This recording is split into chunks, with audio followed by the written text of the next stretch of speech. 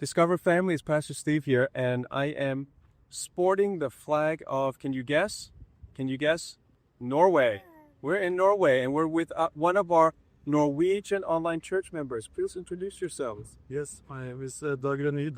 I live in Norway in Stavanger. I joined the Discovery Church online a few months ago.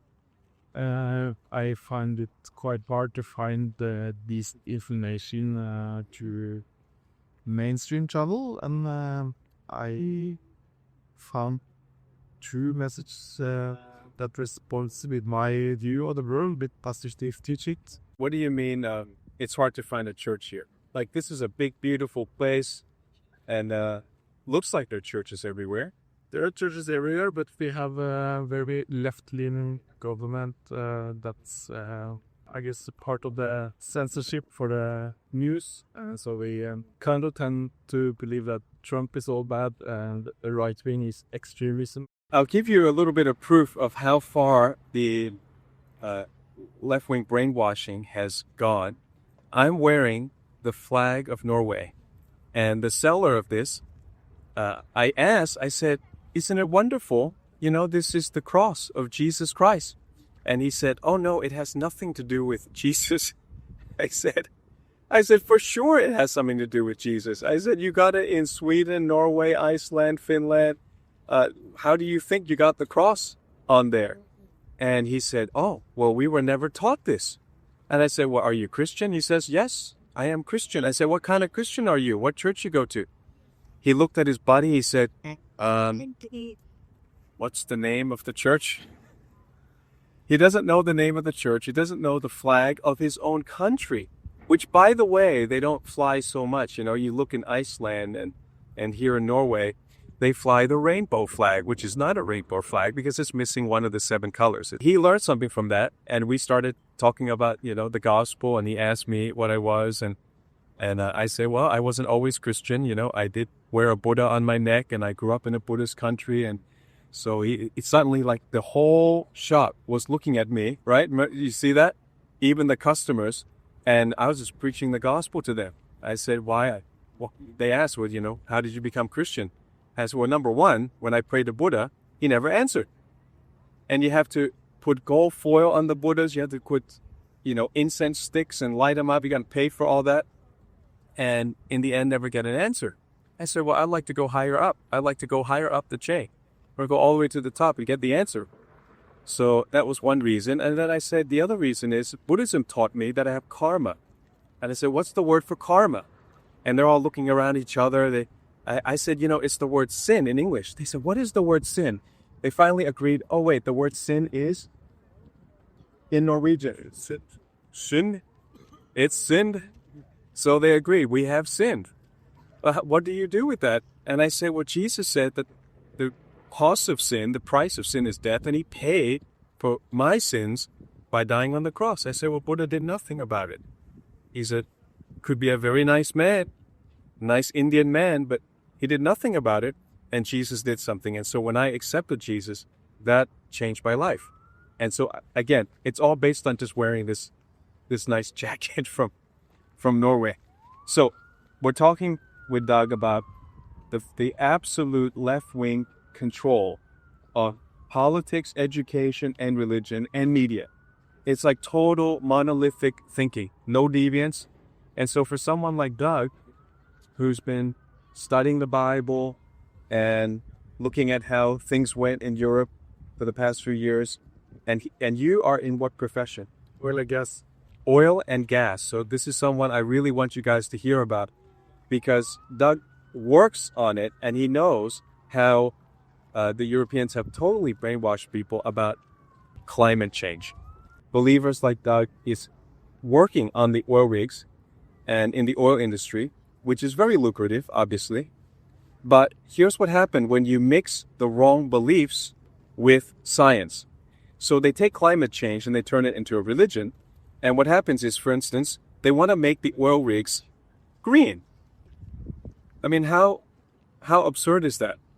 Here you have an autonomous, self-sufficient platform that can generate its own electricity. And instead, the government is spending 50 billion kroners, or about $5 billion, to run electric cables to the platform in order to energize a platform that is already autonomous. So what is the effect of that? Of course, the price of electricity goes up. Here in Norway, it costs at one point $1,000 a month for people to heat a normal size home. And so where does that come from? It comes from, again, the green religion. They then export the surplus electricity. Is that right? They export it. We have huge cables going to sell electricity to UK and Germany to support their industry. So the price goes up because they're making electricity that then they're selling to the UK and Germany. And then the total flip of the economy, of the normal economy, is if you have solar cells in Norway, there are times when you're generating too much electricity and you have to pay for the electricity to go back into the grid so that they can send it forth to Germany and UK. I mean, that was not what you were promised at all when you were told climate change. But they first psychologically conditioned you to believe that you're doing good. As long as you're doing good, then no matter what abuse you suffer and what price you pay, you feel like, well, at least it's for a good cause. Because they have no God, they have no other greater cause like the Great Commission. So they feel like, well, you know what? As I'm capturing solar energy and I'm putting it back into the grid, it's costing the grid, so I'm going to have to pay to generate electricity. This is unbelievable. Like, why would a normal person accept that situation where all of it is being funded by you, by taxpayer money, is costing you more, but it's all in the name of religion, all in the name of saving the planet. Of course, there's no correlation between how much money you give your government and the temperature of the earth. I promise you, pure science, zero correlation between your tax and the temperature of the planet. That is not science. That is a belief that has been fed to the people. So you've got a couple of things that I've noticed in being in this beautiful country. Obviously, so beautiful. God has blessed this country so much. It's amazing.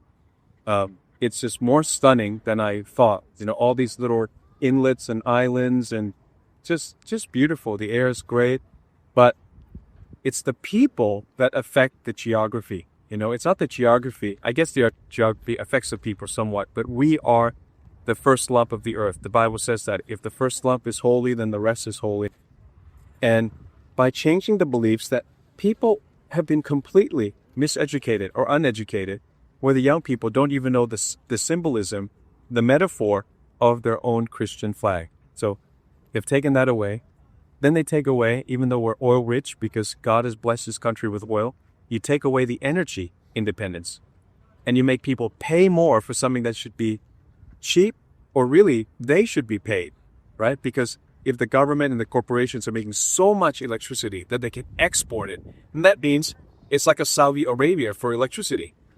It should be the citizens getting the money. But you can trick them to pay for what should be free through brainwashing them with religion, green religion. But the only way you can do that is to remove the original religion of the land, the good foundation of the Bible. Once you create a moral vacuum, then you can superimpose a false belief system. And with this false belief system, you can control the people. So they don't believe that this has a cross. Can you imagine? A cross has nothing to do with the Christian cross. A cross has nothing to do with Jesus, is what the young man said. He said it very innocently, a very nice fellow.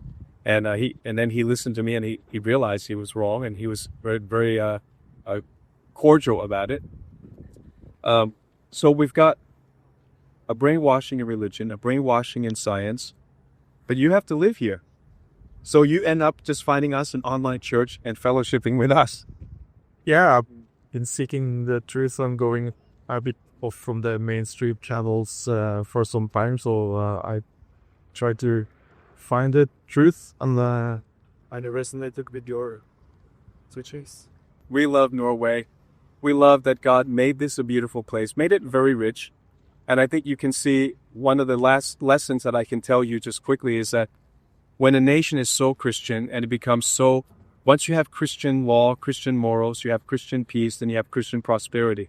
And once you have that Christian prosperity, you create complacency, lethargy, and then young people who don't know the price that Jesus paid and that the forefathers paid, and so they become entitled. And then that creates socialism. And then that creates what we have, heading towards communism and then atheism, and then all the foundation that built of such a wonderful place gets stripped away, and then they'll wonder, why did World War III happen here? You called it, what did you call it? People don't believe that it can ever happen. You said it's the...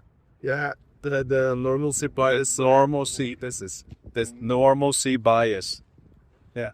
So people think whatever they're seeing now will always be, that it can never change into anything else. And this is not true. From the Bible, we know Bible prophecy says things will change and there will be a great war.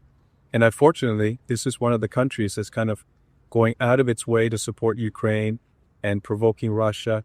So when the war does come, unfortunately, this very, very beautiful place probably would be one of the targets. You think? We are one of the top supporters with the military weapons. High technology weapons. So they produce high technology weapons here. Yeah. So that's another thing. When you get to serious money, you make weapons to create wars. So they sell weapons here, so this place would actually be more of a target than I realized. And it's unfortunate. Could have stayed in peace, could have been neutral. But we pray for this country. We enjoy being here. We enjoy meeting our Norwegian online members. We're going to meet a few more. So let's get on our way. We'll keep showing you stuff as we go along. God bless you. And as always, keep looking up. What if your next vacation could change your life? Join Pastor Steve Cioccolanti on an unforgettable faith-based tour. Travel to breathtaking destinations like Saudi Arabia, Thailand's Goshens, the cultural wonders of Europe, and the historic 7 Churches of Revelation. Whether by land or sea, each journey offers inspiration, discovery, and the chance to grow in faith. Don't just travel, experience the world with purpose. Go to discoverchurch.online/tour and register today. Go to discoverchurch.online/tour. Express your interest in as many tours as you're interested in. Feel led to go to. We'll be praying for you.